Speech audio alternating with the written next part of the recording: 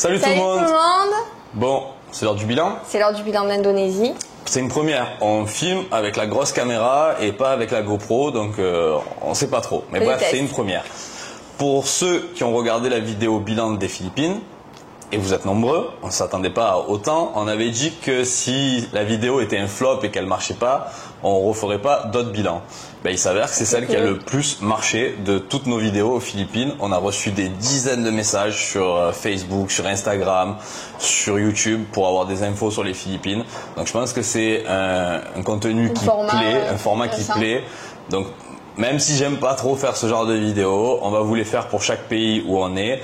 On va pas forcément faire les trucs qui marchent sur YouTube, sinon je ferai la tête comme ça, j'ai mangé du riz en Asie sur la couverture. Ah, arrête, t'as mangé du riz en Asie. Ouais, mais c'est vrai, tu mets une petite phrase un peu putaclic avec une tête.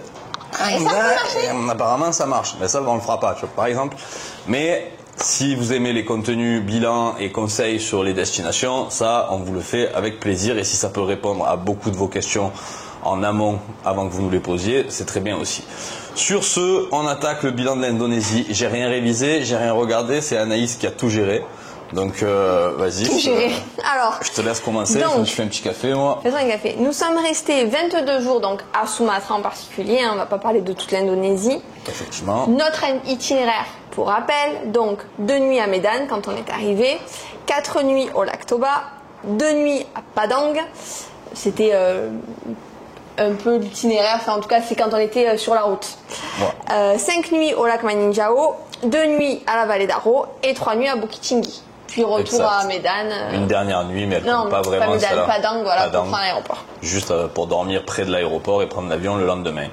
Donc un parcours pas énormément chargé, mais étant donné que les transports en Indonésie et particulièrement à Sumatra, à Bali ça fonctionne très bien, mais à Sumatra c'est un peu compliqué. Du coup, ça nous a pris pas mal de temps de nous déplacer entre chacun de ces points. Et ça nous prenait aussi du temps de comprendre comment on allait devoir se déplacer ensemble. Ouais, effectivement. Alors, budget total pour 22 jours à 2 hors vol interne, 1164,71 €. Ouais. Voilà. Réparti comme suit, 472 € pour les logements, 319,88 € pour la nourriture. Activité, 19 €, c'est quand on paye les parkings pour aller voir les cascades. Ouais, l'activité coûte pas cher, vraiment ça. Transport, donc taxi, van, bus, scooter essence, 152 €. Vol interne, 136. Autre, donc achat, cigarettes, visa, dont on va vous parler. Lessive. Laundry, lessive. Lessive, carte SIM et quand on faisait des petites courses, ça nous a coûté 207 €. Ouais, pas mal quand même. Hein. Quand même, hein. Ouais, faudra penser à réduire sur les destinations suivantes. Niveau administratif, donc le visa, il dure 30 jours et il coûte 500 000 roupies, ce qui équivaut à 30 €. C'est ça, et vous pouvez le faire directement à l'aéroport en arrivant à Medan ou à Padang, qui sont les 2 aéroports internationaux de Sumatra. Et en plus, il y a une déclaration, comme il y a dans tous les pays, à remplir avec un QR code quand vous arrivez sur Internet. Dans les 3 jours qui précèdent votre arrivée. Les retraits bancaires en Indonésie sont gratuits. Donc ça, c'était une bonne chose. Ouais, il n'y a pas de frais auprès des banques locales. Par contre, comme toujours, faites attention à votre banque nationale. Les banques classiques, comme on disait sur la vidéo des Philippines, que ce soit Banque Populaire, Caisse d'épargne, ce type de banque, c'est des escrocs. Déjà, ils vous massacrent en frais annuels. D'ailleurs, on est en janvier, vous avez sûrement dû recevoir le relevé de vos frais annuels de 2024 et ça met toujours une petite claque. C'est des banques qui font énormément de marge, qui font toute leur marge sur ce genre de frais. Et donc, nous, ce qu'on préconise, comme toujours, c'est les banques type Revolut, Wise, qui vous permettent de changer en amont en monnaie locale. Donc là, pour le coup, les deux le permettent pour la monnaie indonésienne, la roupie indonésienne, mais également les banques en ligne qui pourtant appartiennent à des grandes banques telles Boursorama et Fortuneo pour les plus connus. Et on a les deux et on utilise principalement Fortuneo depuis le début du voyage parce qu'on n'est pas limité en nombre de retraits, contrairement à Boursorama où on a le droit à 3 retraits sans frais par mois. Ça peut suffire, mais ça dépend beaucoup des pays dans lesquels vous vous rendez et du montant que vous pouvez retirer. Aux Philippines, par exemple, ce n'était que 160 euros. En Indonésie, je pense que c'était guère plus que 200 euros. Donc, parfois, 3 retraits, ça peut faire un peu juste. Alors que pour Fortuneo, si vous pouvez obtenir la carte Gold, alors elle est sous condition. Il faut avoir un certain revenu mensuel ou alors avoir une certaine épargne chez eux. Mais elle est gratuite ensuite, à condition de l'utiliser une fois par mois, comme celle de Boursorama d'ailleurs. Faites attention à ça. Si vous ne l'utilisez pas, ça vous coûte 9,90 euros. Si vous l'utilisez, c'est gratuit. Et avec Fortuneo, donc, retrait illimité et sans frais. Ensuite, dernier point administratif, si on peut dire, le permis de conduire. Si jamais vous posez la question, il ne nous a jamais été demandé. C'est toi qui veux les scooters, donc on me l'a ni demandé lors de la location et on n'avait pas été contrôlé par la police qui était même très content de nous voir sur la route. Il nous faisait des coucous, c'était presque s'il nous arrêtait, c'est pour faire un selfie. Il y a aucun souci là-dessus. Maintenant, si on s'en tient à la législation, le permis international est obligatoire pour l'Indonésie. Mais on n'a pas eu de souci particulier sur cette destination et on n'a pas été contrôlé. Tant mieux, parce qu'on n'a pas de permis international. Je dirais même, encore un point pour l'administratif, la carte SIM. Ah, la carte SIM, oui, c'était... Vas-y, je le sauterai sur ma liste. Ok, vas-y. Ok, tu l'avais mis dans quoi? Je sais plus. Bref, la carte SIM. On ne vous recommande pas de prendre des eSIM, comme on vous le dit souvent dans les vidéos à chaque fois qu'on arrive dans un nouveau pays. Les eSIM, c'est super bien vendu par les youtubeurs, mais c'est de la merde. Ça coûte excessivement cher, entre 5 et 10 fois le prix des forfaits locaux. Donc nous, ce qu'on préconise, si vraiment vous voulez, dès l'arrivée, avoir un petit peu de giga, prenez une eSIM, peu importe la marque, mais avec uniquement 1 giga pour un jour ou 2 jours. Ça vous coûte dans les 3-4 $ en moyenne, mais vraiment c'est pas nécessaire. Ce que vous faites, c'est que dès que vous arrivez à votre hôtel, vous sortez, vous regardez sur Google Maps un opérateur téléphonique. En l'occurrence en Indonésie, celui qui fonctionne le mieux c'est Telkomsel. Vous vous rendez chez l'opérateur. En Indonésie, c'est un peu long, contrairement à la Malaisie où nous sommes actuellement, ou d'autres pays où ça se fait en quelques minutes. Là, vous allez avoir besoin de votre passeport. Ils vont vous prendre en photo, ils vont enregistrer le numéro de IMEI de votre téléphone. Pas de souci si vous ne connaissez pas ou que vous ne savez pas comment l'obtenir, eux le savent en faisant un dièse, 3 chiffres, dièse, ça apparaît sur l'écran. Bref, ça prend un petit peu de temps, mais vous pouvez avoir un forfait soit illimité, soit de 100 gigas pour environ 10 euros. C'était 10 euros. Alors qu'une eSIM de 100 gigas, ça coûte dans les 45 euros à peu près, selon l'opérateur que vous prenez. Et actuellement, les youtubeurs mettent en avant une compagnie en particulier qui s'appelle Saily. Saily eSIM, en réalité, c'est juste NordVPN qui fait des eSIM. Et comme vous le savez, NordVPN est le plus gros sponsor de tous les youtubeurs, qu'ils soient de voyage ou de n'importe quel autre contenu. Maintenant, c'est bien pour les faire manger, mais vous perdez de l'argent. Donc, privilégiez surtout les SIM locales. Vous gagnez de l'argent, mais pas du temps, pour le coup. Ah oui, non, parce que ça prend un petit peu plus de temps. Mais il n'y a rien de très difficile à faire. Et surtout, les gens sont très accueillants en Indonésie, que ce soit dans les offices de tourisme, que ce soit dans les hôtels, que ce soit dans les boutiques de téléphone. Ils ont toujours l'envie d'aider et vraiment, il n'y a aucune complication à faire ça. Voilà pour la carte SIM. Très bien. Alors, destination que tu as aimée et celle que tu as moins aimée. Alors, ma destination favorite sur ce pays, enfin sur cette île, parce que Sumatra est la plus grande île d'Indonésie, mais ce n'est pas un pays. L'Indonésie, c'est un pays immense. Pour vous faire la comparaison, c'est 5500 km en longueur. C'est comme si vous partez de Bretagne et que vous terminez l'Indonésie de l'autre côté au niveau de l'Afghanistan. Voilà la superficie que ça fait en largeur, l'Indonésie. Donc pour Sumatra, ma destination favorite, le lac Toba. Je pense que c'est le lac Toba, même si le lac Maninjao m'a aussi beaucoup plu, était plus calme, c'était une autre ambiance, mais le lac Toba et sa culture batak, c'était vraiment impressionnant. Le fait que ce soit un cratère volcanique aussi, ça laisse imaginer la taille de ce volcan. En réalité, ce n'est que son cratère, donc ça doit faire la moitié de Sumatra, ce volcan, c'est incroyable, il est immense. Et j'ai beaucoup aimé la nature autour, la cascade qu'on voyait depuis à peu près partout, tellement elle est grande. Notre balade en scooter tout autour de l'île de Samosir. J'ai vraiment beaucoup aimé cette partie-là. La partie que j'ai le moins aimée, j'ai pas envie de dire la vallée d'Aro, parce que la vallée d'Aro, on l'a découvert au mauvais moment. Et je pense qu'elle a pas mal à offrir et qu'elle doit être vraiment calme et apaisante dans les bonnes périodes. Je dirais que la partie que j'ai le moins aimée, c'est notre partie road trip. Là où on a dû dormir 2 nuits à Padang, là où ensuite on a dû dormir 1 nuit à Bukit Tinggi. Au total, ça fait quasiment 3 nuits sur notre séjour. Alors c'est pas vraiment une destination, c'est le fait d'avoir dormi dans des villes assez grandes et qui ont assez peu d'intérêt. Du coup, ça m'a pas fait rêver ces moments-là et j'ai trouvé ça un peu long. Maintenant, comme on disait dans les vidéos, ça fait aussi partie du voyage. On peut pas faire que des belles destinations à la suite et passer de l'une à l'autre en un claquement de doigts, c'est pas possible. Ça fait partie du truc. Mais c'est vrai que c'était pas très enrichissant à ce moment-là. Alors moi, je vais dire le Lac Toba aussi pour l'endroit que j'ai le plus aimé. Et en plus de tout ce que tu as dit, on mangeait super bien. C'est l'endroit où on a le mieux mangé. C'est vrai. On va y venir sur la nourriture. Et voilà. Et là que j'ai moins aimé, alors c'est la vallée d'Aro. Je suis contente d'y avoir été. Mais on tourne vite en rond parce que c'est pas très grand. Donc on a vite fait le tour. Et je sais pas, ça m'a pas transcendé, alors que Manijao c'était incroyable, Lac Toba aussi c'était trop cool. Même Bukit Tinggi, quand on est allé balader autour, j'ai beaucoup aimé le petit point de vue et tout. C'est vrai que la vallée d'Aro, s'il faut en choisir un, c'est celui-là. Ensuite, alors, chose qu'on n'a pas préparée, attention, question. Choisir la saison, quand venir à Sumatra, parce que nous du coup on était en saison des pluies, au final on n'a pas forcément ressenti. Ouais, alors là c'est toute une question parce que effectivement on était en pleine saison des pluies et on a eu un jour de pluie sur 22 jours.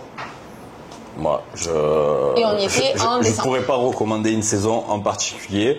L'avantage de venir quand on est venu, c'est forcément vous avez moins de monde. Les périodes des fêtes de fin d'année, c'est vraiment le tourisme local qui se déplace sur l'île.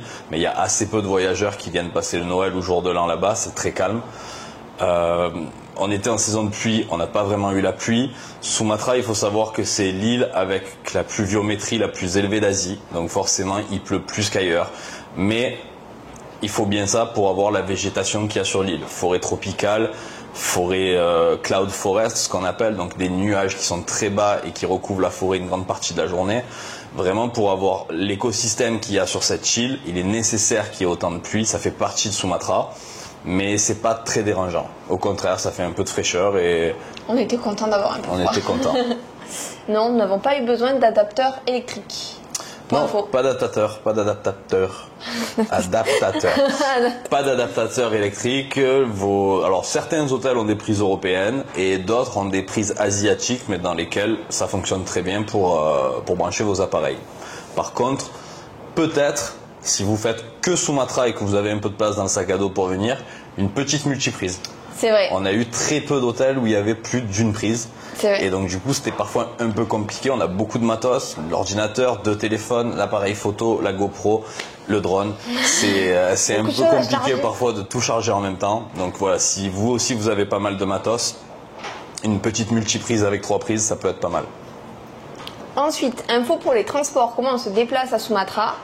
Donc c'est pas le plus simple, mais on s'est quand même débrouillé. On a trouvé en place la gare de bus qu'il y a à Medan. Et petit aparté, donc pour aller au Lac Toba et en sortir, j'ai mis toutes les informations dans la vidéo du Lac Toba et dans la vidéo ensuite pour où est-ce qu'il faut que vous fassiez l'essai par le bus et où est-ce que vous pouvez prendre le bateau qui vous amène directement à votre hôtel si votre hôtel il est sur la rive. Ouais. Voilà, parce que nous on s'est fait laisser au terminus de bus et on a pris le ferry et après on a repris un tuk-tuk. Voilà, erreur, le bateau, le petit bateau qui coûte à peu près la même chose que le ferry, lui vous laisse devant votre hôtel. Il y a beaucoup de transports différents, vous pouvez aller à peu près partout. La difficulté étant que les habitants de Sumatra parlent très peu anglais. Ouais, ça c'est donc déjà la première chose on vous recommande c'est d'avoir Google Traduction ou une appli de traduction sur votre téléphone, ça va énormément vous aider. De toute façon spontanément les gens l'utilisent également quand ils voient un étranger pour essayer de communiquer avec eux, ils traduisent sur leur téléphone. Mais parfois ils ont des vieux téléphones, c'est un peu compliqué donc voilà. Prenez cette application, elle est quasiment indispensable et pas tout le monde n'a les informations, parfois c'est pas très clair. Les stations de bus, les gares de bus, ça n'existe pas toujours. Souvent il faut se mettre sur le bord de la route et juste attendre un bus. C'est ce qui fait le charme de Sumatra, c'est ce qui fait qu'elle est un peu préservée justement, elle ne s'est pas développée touristiquement. Donc vous n'avez pas tout un tas d'infrastructures pour vous mener du point A au point B. Donc voilà, ça demande un petit peu plus de patience peut-être. Mais vraiment, rien d'impossible. Et encore une fois, les Indonésiens sont d'une gentillesse incroyable. Ils ont l'envie d'aider. Ils voient de suite quand vous êtes un petit peu en difficulté et vous aurez aucun mal à trouver quelqu'un qui va vous aider, vous orienter quand ce sera nécessaire. Info sur la conduite en scooter. Qu'est-ce que tu as pensé de ton expérience de conducteur de scooter bon, là, à Sumatra? On va attaquer tout un sujet. D'habitude, sur certaines vidéos, vous me voyez conduire sans casque. C'est vrai, c'est pas très très bien. Là, honnêtement, mettez un casque, protège tibia, coudière, genouillère. Non, vraiment, la conduite en Indonésie et à Sumatra particulièrement, c'est la pire que je n'ai jamais vue en Asie. Et j'en ai fait des pays asiatiques. Je vais même dire que c'est la pire que j'ai jamais vue de tous mes voyages. Ouais. Amérique du Sud, Amérique centrale inclus. C'est très dangereux, vraiment très dangereux. Les routes sont en bon état, mais elles sont assez étroites. Et il n'y a aucune notion de qui roule à gauche, qui roule à droite. Dans certains pays, on roule à gauche, dans d'autres, on roule à droite. En Indonésie, on roule au milieu de la route. Les voitures, ils savent pas vraiment bien les conduire et c'est souvent des voitures de location qu'ils prennent pour le week-end. C'est des véhicules qui coûtent assez cher. L'Indonésie est un pays assez pauvre, donc quand ils prennent une voiture, c'est souvent pour les vacances. Donc là, pendant les périodes de vacances de fin d'année, il y avait énormément de véhicules de location sur la route. Ce sont des gros 4x4. On a failli se faire emboutir, je ne sais combien de fois. On restait loin. Même en attendant derrière une voiture, dans une côte, il a oublié le frein à main ou d'appuyer sur le frein. On a failli se l'empaler en... Vraiment, la conduite en Indonésie, soyez extrêmement prudents. Ouais. Roulez doucement, roulez bien sur le bord de la route. Et dans les virages, n'hésitez pas à klaxonner comme des malades parce que les gens arrivent en face à une vitesse dingue et avec une conduite approximative. Vraiment, ça en était épuisant. Il y a des journées où je quittais le scooter, je n'avais qu'une envie, c'était d'aller dormir comme si j'avais fait un marathon parce que ça demande une concentration, un focus et ouais, non, c'était vraiment particulier. Maintenant, c'est indispensable la plupart du temps si vous voulez aller visiter par vous-même certains points, comme on a fait au lac Toba, comme on a fait à Maninjao. Le scooter est quasiment indispensable. Et encore qu'à Maninjao, la circulation était vraiment tranquille. Il n'y avait pas grand monde. Faire le tour du lac était très appréciable. Mais lac Toba, Bukit Tinggi, la ville, ce genre d'endroit, faites vraiment très très attention en scooter. Alors ensuite, j'ai remis des banalités dont on a déjà parlé aux Philippines, mais je vais quand même le lire, au moins c'est dit. Quand on loue un scooter, on prend le scooter en photo. Toujours. Des règles de base. Avec le loueur à côté de vous, faites pas ça dans un coin, faites bien en sorte qu'il vous voit en train de faire. Appelez-le, dites-lui allez, on va checker le véhicule. Et devant lui, vous faites des photos ensemble. Quand il y a une rayure, quand il y a un pet, quand il y a un cache qui est un peu cassé, prenez la photo, vous lui montrez l'impact, vous lui montrez la photo, que ce soit bien clair entre vous et lui, même si on n'a eu aucune arnaque, aucune tentative d'arnaque non plus. Ça s'est toujours très bien passé, mais la confiance n'exclut pas la méfiance. Privilégiez la location à votre logement si c'est possible. Voilà, je sais où c'est arrivé, un peu des deux. Une fois c'était un loueur à Bukit Tinggi, puis. Oui, mais c'était sur la demande au logement. C'est lui qui nous a amenés chez le loueur. C'était une sorte de partenaire avec lui. Et sinon, principalement louer là où vous dormez, plus de facilité et généralement plus de confiance avec le loueur. De manière générale, il n'y a pas d'arnaque en Indonésie. Voilà, vous pouvez faire confiance aux locaux et s'ils peuvent vous aider, vous aident. De manière générale, à part pour aller voir des fleurs. Voilà, à part pour aller voir la fleur, là c'était toute une histoire. Ça, ouais, malheureusement, on a eu l'information définitive. On est allé à l'office du tourisme après, au ministère de la culture et du tourisme. Même pas à l'office du tourisme. On est allé au ministère carrément parce qu'il n'y avait pas d'office du tourisme. Et de leur propre aveu, les locaux dans les petits villages, ils font un peu ce qu'ils veulent et c'est le chef du village qui décide. Donc normalement, vous n'avez pas à prendre de guide pour aller voir la Rafflesia hortensis, mais en l'occurrence, ils ont bloqué l'accès au village et si vous ne payez pas un guide, vous ne pouvez pas la voir et ils ne peuvent rien faire. Non, mais pas rien normalement, vous pouvez le faire gratuitement et sans prendre de guide. C'est pas bien difficile à trouver. Une Rafflesia, ça sent le cadavre d'animaux en décomposition. Donc vous pouvez pas rater la fleur. Vous marchez dans la forêt, si ça commence à sentir vraiment le mort, littéralement. Vous n'êtes pas loin. Vous n'êtes pas loin et c'est une fleur qui fait la taille de la table basse. Donc celle-là aussi, elle passe pas inaperçue. Voilà, c'était tout. que dire? Tu Moi, vas pas j'aimerais rajouter rajouter la Je t'en rencontre. prie. Alors, c'est un peu hors sujet avec les conseils qu'on a donnés, mais on a fait une rencontre particulièrement belle et triste à Bukittinggi, Bukittinggi. dans le canyon juste à côté. Je sais que le sujet est sensible en France, particulièrement en France, sur l'immigration, mais on a rencontré une famille de réfugiés afghans. 3 jeunes filles, un petit garçon, le papa et la maman. Et c'était une famille incroyable, d'une gentillesse et d'une douceur incroyable. Ces gens, la maman était tailleuse, elle faisait des vêtements, des costumes. Le Elle papa, était je ne très sais forte. pas, la jeune fille était en train d'apprendre à parler français. C'est vrai. Alors que leur but est d'aller vivre en Australie et pas en France. Et quand on a quitté cette famille, j'avais un pincement au cœur, déjà en tant qu'ancien militaire, parce que j'ai beaucoup d'amis à moi qui sont partis en Afghanistan durant mon service militaire, pendant mes 5 ans d'armée, et qui sont revenus dans un sale état. Et de me dire qu'on a laissé tomber ce pays où on avait une présence et on l'a abandonné aux mains des talibans, obligeant des familles comme celle-là à fuir, ça me fait un peu chier, ça me fait un peu mal. Et en plus de ça, de me dire que notre pays souvent parle de fermer toutes ses frontières, de ne plus accueillir de réfugiés. Je comprends que l'immigration doit être contrôlée d'une certaine façon, doit être limitée d'une certaine façon. Mais si on en oublie nos principes qui font de ce que la France est et de ce qu'elle devrait être, ben on perd un peu notre identité. Des gens comme ça, c'est des plus-values. Peu importe leur religion, peu importe leur couleur de peau, peu importe leur philosophie de vie, c'est des gens qui sont motivés et qui ont vraiment envie de se sauver, en fait, de sauver leur situation, de sauver leur famille. Et me dire que l'Indonésie est en mesure de les accepter, alors que c'est loin de chez eux et que pourtant ils ont fait la démarche de venir jusqu'à là, je trouvais ça bien. Et ça m'a rappelé que ben, nous aussi, la France, parfois, on se doit d'accueillir des réfugiés de guerre, des gens qui fuient des situations critiques et que oui, bien sûr qu'il y aura certains réfugiés, ce sera des boulets, et il y en aura d'autres, ce sera des vraies plus-values pour la France et pour n'importe quel pays qui les accueillera. Vraiment, cette famille, moi, elle m'a touché au plus haut point et j'avais presque envie de les aider, mais en même temps, qu'est-ce que tu veux faire quand on est que 2, on peut pas leur ouvrir les portes de l'Australie, c'est même pas notre pays. Mais enfin voilà, ils m'ont particulièrement touché. C'était une des plus belles rencontres depuis le début du voyage, et pourtant elle était très éphémère, ça a duré peut-être une demi-heure. Mais ouais, ça m'a... Ouais, moi je me doutais pas du tout qu'il y avait des réfugiés afghans en Indonésie. Donc l'Indonésie a accepté de les accueillir. Oui, l'Indonésie étant un pays pas musulman, il y a une certaine solidarité. De toute façon, on a vu énormément de drapeaux de la Palestine. Je pense qu'ils seraient également en mesure d'accepter des réfugiés de là-bas s'ils avaient la possibilité de sortir de ce charnier. J'ai vraiment apprécié le fait de les voir dans un autre pays en train de se sauver et de sauver leur famille.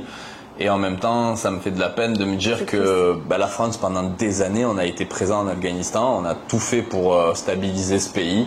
Et au final, parce que les USA ont décidé de le quitter et que nous, on est à la botte des USA, on a quitté également ce pays. On a abandonné 20 ans d'efforts militaires, des pertes humaines, des blessés, des gens traumatisés psychologiquement. J'ai un de mes meilleurs potes de l'armée qui a jamais quitté l'hôpital psychiatrique à la suite d'un retour de 6 mois en Afghanistan. Et voilà, de me dire que en fait tout ça on l'a fait pour rien, pour aucune raison, puisque dès notre départ, dès le départ des forces armées, les talibans ont repris le contrôle de ce pays. C'est assez triste et je pense qu'ils méritent toute l'aide qu'on peut leur apporter en tant que pays dit développé. Parce qu'en fait, leur date concordait. Ils sont partis il y a 8 ans. Ils nous disaient que ça faisait 8 ans qu'ils avaient quitté l'Afghanistan.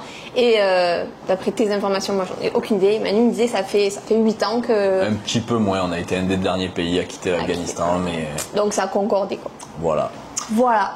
Sinon, l'Indonésie, super pays incroyable. Super pays. À chaque fois on dit pays. Non, mais l'Indonésie, pays incroyable. L'Indonésie, oui, pardon. Sumatra, incroyable. Incroyable. La nourriture, horrible. Catastrophe. C'est une catastrophe. Vraiment, c'est très compliqué. C'est aussi pour ça que de temps en temps, on met un petit tacle à un certain youtubeur qui dit que tout est bon, tout est merveilleux, tout est fantastique. Alors que non, pas du tout. Alors que non, pas vraiment. Non. Pas vraiment. En Indonésie, vous pouvez avoir de la chance. Il y a des endroits où on mange très bien. Au lac Toba, on a super bien mangé. C'est aussi un des endroits les plus touristiques de l'île. Donc ils se sont un petit peu adaptés, forcément. Il y a aussi des expatriés qui viennent vivre là-bas et qui partagent leur culture, leur savoir-faire en matière culinaire, donc ça aide un peu. Mais globalement, c'est du riz, du poulet et du riz. On a mangé un peu de canard et des fois on cherchait la viande. C'est ça, c'est que voilà, c'est pas du beau blanc de poulet comme on peut manger ici à Kuala Lumpur où on se régale sur la nourriture d'ailleurs. Il n'y avait pas trop de légumes alors qu'ils ont Ils ont tout en fait. Ils Vraiment, ont tout. c'est un mais paradis. C'est une faire. terre volcanique en plus. Donc tout est plus gros. Les fruits, les légumes sont plus gros, sont plus goûteux. Ils ont absolument tout, mais il n'y a vraiment pas de savoir-faire culinaire. Donc c'est vrai que c'est un peu compliqué sur la nourriture. Surtout quand vous faites des grosses journées, que vous dépensez beaucoup, que vous avez envie de bien manger. Bah, au final, on s'est retrouvé souvent à manger paquet de chips. À Noël, on s'est fait un KFC. On a donné de l'argent au Kentucky. Bref. La nourriture, c'est un petit peu le point noir de notre séjour en Indonésie. Vraiment, c'est pas grand-chose en comparaison de tout ce que ça nous a offert et apporté ce passage de 22 jours. Non, c'est sûr. Donc voilà, mais faut quand même le dire. L'Indonésie, c'est pas foufou pour la nourriture. Voilà, je vois pas trop quoi rajouter de plus sur ce bilan. Bah non, je pense qu'on a tout dit. Oui, dans les vidéos, vous avez vu que effectivement, et là, c'est pas la peine de nous poser des questions sur ce sujet-là. Nous ne sommes pas allés voir les orang-outans à Bukit Lawang pour les raisons que nous avons expliquées dans la vidéo sur le lac Toba, mais qu'on peut répéter rapidement. Les orang-outans sont nourris pour les maintenir près du village et que les touristes puissent les voir facilement durant leur trek et que ce soit quasiment garanti de les voir parce qu'un touriste déçu, ça revient pas. Donc il était hors de question qu'on participe à ce genre d'activité qui est néfaste pour l'espèce animale. Vous avez tout de même un endroit qui est éthique où on ne vous garantit pas de voir les orang-outans et vous pouvez faire un trek dans la jungle pendant 3 ou 4 jours sans en voir. Sachant que renseignez-vous également sur cette activité-là car il y a des périodes où les fruits sont beaucoup plus mûrs et donc du coup ils restent dans la forêt parce qu'ils y ont accès, c'est plus compliqué de les voir, et d'autres où c'est plus difficile et ils se rapprochent des environnements humains parce qu'ils ont plus de chances de trouver de la nourriture. Donc à ce moment-là, c'est plus simple de les voir durant un trek. Cet endroit s'appelle Ketambe. Il est un peu plus difficile d'accès que Bukit Lawang, forcément, qui est à 2 heures de route de Medan, aéroport international. Donc beaucoup de touristes n'iront pas là-bas pas envie de faire difficile et d'aller au plus simple. Seulement là-bas, c'est éthique. On recommande cet endroit-là si vous tenez vraiment à faire cette activité-là avec les orang-outans. Et le deuxième point, c'est les Mentawai. Les Mentawai, c'est la même chose. Si vous venez à Sumatra pendant 1 mois, pendant 2 mois, et que vous avez réellement l'intention de rencontrer ce peuple pour en apprendre sur eux et partager des moments de vie avec eux, faites-le. Allez sur l'île et restez pendant 1 ou 2 mois, voire plus. Et là, ça a du sens. Maintenant, ce qui est proposé aujourd'hui, c'est des dizaines, des centaines d'agences de touristes. Chaque hôtel, là, au menu. On vous amène sur l'île 3 jours. 3 jours. En 3 jours, vous ne faites rien d'autre que des selfies, les regarder, tirer dans la sarbacane et aller balader un coup dans la forêt avec eux. C'est une activité ridicule et qui a comme aspect néfaste que de détruire les générations futures de Mentawai. Les Mentawai les plus anciens, eux, ne changeront pas parce que vous êtes venus, ni parce que 200 ou 300 ou 1000 touristes sont venus dans l'année. Mais les jeunes, eux, vont vouloir de plus en plus aller vers le modernisme en côtoyant le modernisme. Donc pour 2-3 jours, ne le faites pas. Vraiment, enfin, on ne peut pas vous recommander de le faire. Et si vous tenez vraiment à faire ce genre d'activité sur 3 ou 4 jours, ne nous demandez pas de conseils, on n'en a pas. On ne vous recommandera pas d'agence parce qu'on n'en connaît pas. Et même si on a les horaires des ferries qui vont sur l'île, bah franchement on vous les donnera pas parce qu'on cautionne pas ce genre de pratique. Maintenant, si vous avez du temps et que vos intentions sont pures, allez-y. Allez-y parce que vous en apprendrez sûrement énormément sur ce peuple, sur vous-même, et ça peut changer la vision de la vie de certaines personnes. J'ai eu la chance en Amazonie de passer énormément de temps avec des peuples amazoniens. Je voyageais pendant 1 an, donc du temps j'en avais, et ça a été quelque chose d'extrêmement enrichissant pour moi. Et vous verrez pas de selfie de moi avec ces personnes-là parce que j'avais autre chose à foutre que de faire des selfies pour Instagram. Je voulais vraiment apprendre. Et si votre intention est la même, faites-le. Mais voilà, prenez le temps de le faire. Ne vous dites pas qu'en 15 jours, vous allez pouvoir faire les orang-outans, les Mentawai, le lac Toba, le lac Machin, la vallée d'Aro et repartir. De 1, vous n'apprécierez pas forcément votre voyage parce que vous allez courir dans tous les sens. Et chaque chose que vous allez faire ne sera pas appréciable pour l'île de Sumatra et lui sera néfaste. Prenez le temps. Si votre rêve, c'est les orang-outans, faites 15 jours avec les orang-outans dans un centre qui les aide, qui les préserve. Allez dans la jungle pendant 15 jours, enchaînez les treks, et là vous vivrez une expérience de ouf. Si votre kiff c'est les Mentawai, si vous êtes un fan de Rendez-vous en terre inconnue avec Frédéric Lopez et que vous kiffez voir les peuples, faites-le, mais prenez le temps de le faire.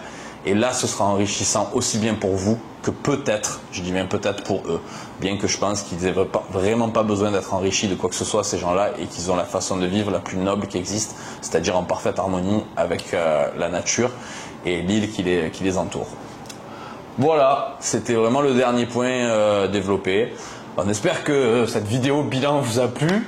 On espère qu'elle va cartonner de ouf comme la vidéo des Philippines. Ah, je pense pas, il y a moins de monde qui est intéressé par Sumatra. Déjà, rien que sur le groupe Les Français à Sumatra et les Français aux Philippines, je crois qu'il y a plus de 12 ou 13 000 personnes sur les Français aux Philippines. Tout le monde va aller aux Philippines.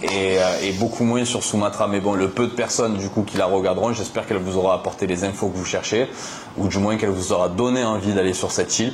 Dans certains cas, on ne donne pas les endroits où on va parce qu'on essaye de les préserver du tourisme. Ouais. Souvent dans les pays qui sont déjà des grosses destinations et où survivent quelques petits îlots de tranquillité. Mais là, en l'occurrence, tout le monde va à Bali. Et je pense que clairement, si une partie des gens qui veulent aller en Indonésie et voir Bali se délocalisent un petit peu sur l'île de Sumatra, sur Sulawesi, sur Lombok, sur Flores, sur ceux, encore que Lombok et Flores deviennent touristiques.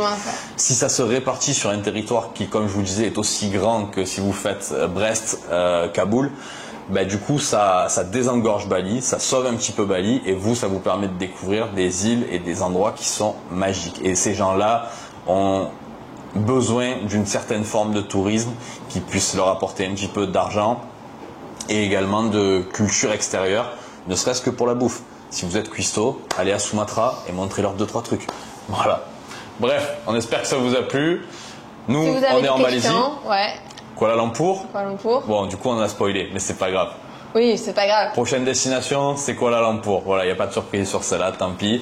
On adore cet endroit. On vous fait une série de vidéos sur la Malaisie. Cette fois, on ne fait pas que la ville de Kuala Lumpur dans laquelle on avait fait une escale. On y est, bien sûr, et on y passe même plus de temps que la dernière fois. Mais ensuite, on part découvrir le reste du pays. C'est un pays un petit peu plus touristique déjà, même si c'est pas trop le number one en Asie. En tout cas, c'est un pays que nous, on adore et on a hâte de faire plein de belles vidéos et de vous les partager. Si vous avez des questions auxquelles on n'a peut-être pas répondu, vous allez sur Google. N'hésitez pas à nous mettre en commentaire, on fera ce qu'on peut pour vous répondre. Non, vraiment, c'est un plaisir de vous répondre et d'échanger avec vous. Merci pour vos commentaires, vos soutiens, vos likes, vos partages et vos visionnages. Sur ce, là, vu la caméra, elle est trop loin et elle est trop grosse pour que j'aille mettre ma main dessus comme je t'ai dit. Ah bah déplace-toi. Voilà. Bye bye.